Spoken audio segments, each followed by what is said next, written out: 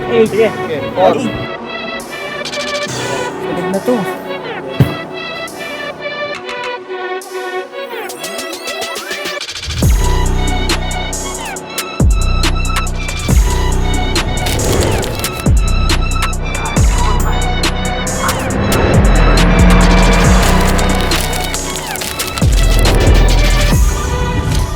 So right now, we are testing the capabilities of future racers na in-invite namin. So capabilities in terms of gaano nila kayang i-endure yung hirap sa mga physical test na ipapagawa namin sa kanila.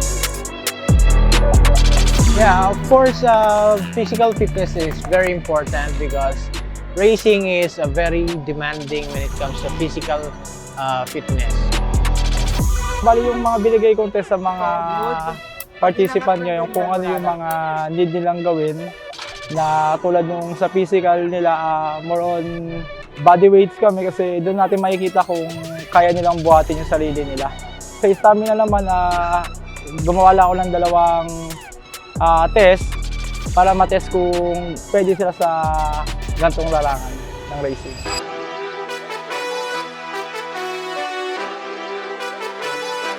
What I'm expecting today is probably very difficult, very challenging for us riders, and it will really push us to the limits.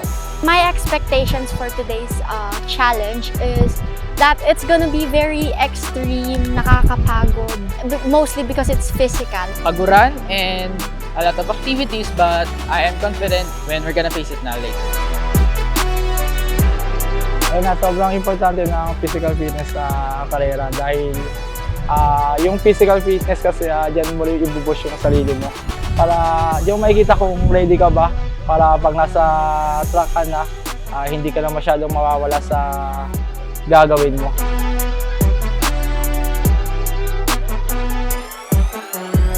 I have worked very hard to get to the point where I am today, and I believe that I am ready for what's coming in these next 2 days. Physically and mentally po, I'm prepared po ngayon. And before po, ganapin po yung, sabihin po yung tryout, I'm doing some cardio po and jogging.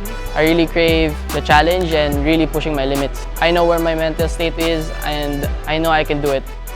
Siguro po, natatakot po ako sa strength kasi puro cardio lang po yung ginagawa ko. Okay, nag-start kami kanina sa dalawang pinagawa ko sa kanilang test. Yung una is yung sit and reach. Kaya alam naman natin pag rider ka, kailangan sobrang komportable ng katawan mo or nung hip mo sa upuan.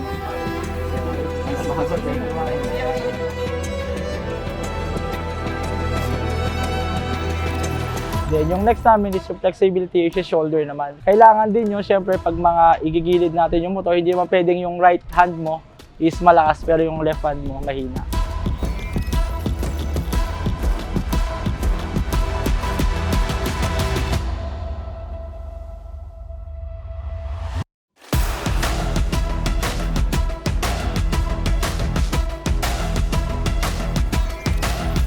After namin mag-flexibility, nag-strengthening kami. Push-up, tapos mga wall sit, okay? Kung gaano katagal yung stamina mo, gamit yung legs mo.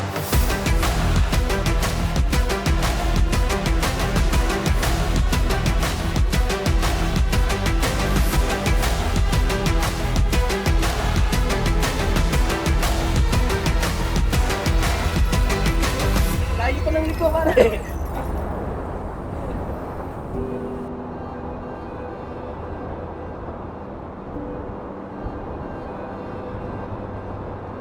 Ako na coach. Sige. Ready?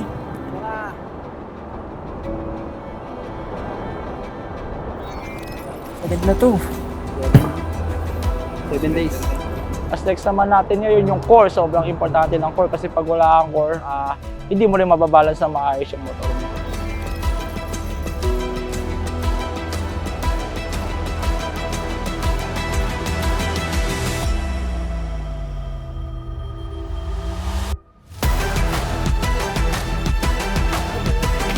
Wala na.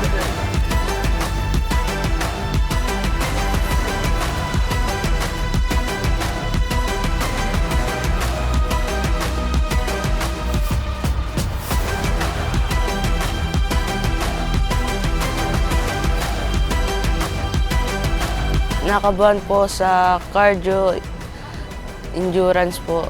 Baka mangalay po yung paa ko tsaka yung mga katawan ko po. Ang huli ko naman pinagawa is yung cardio natin, step ups and Cooper test.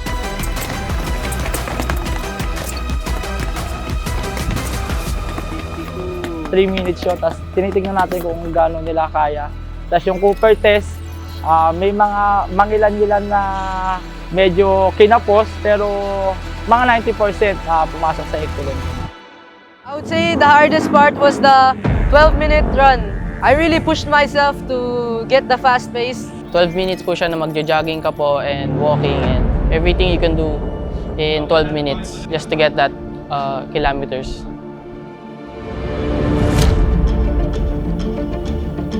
For the rider na ini-scout natin for this selection, syempre, andyan na rin yung fast learner and also dedicated sa racing.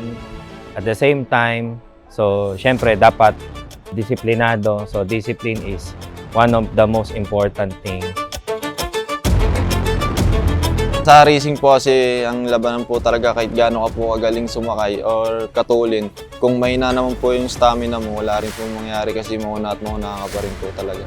It's really important because it's gonna test you physically and on how much you're dedicated to it because it shows like na gusto mo talaga. Important po to para makatulong sa pag-angat mo po, makapaglaro sa ibang bansa at maging MotoGP rider at makuha ng Yamaha Philippines. I don't think I've done enough. I need to do more. There's still a lot of spaces to improve, to get better. My legs would feel like they were crumbling, but I felt very good at the end of the day. Today showed me that mas kaya ko pa pala than what I trained for. So Even though mahirap, masakit, nakakapagod, kakayanin pa rin. Kasi sayang yung hard work na ginawa natin, sayang yung hard work na ginawa ng parents natin, kaya kailangan natin tiisin kahit masakit. So far, meron na tayong mga nag-stand out na riders when it comes to physical fitness. Tomorrow, we will see who will really stand out when we see the actual result.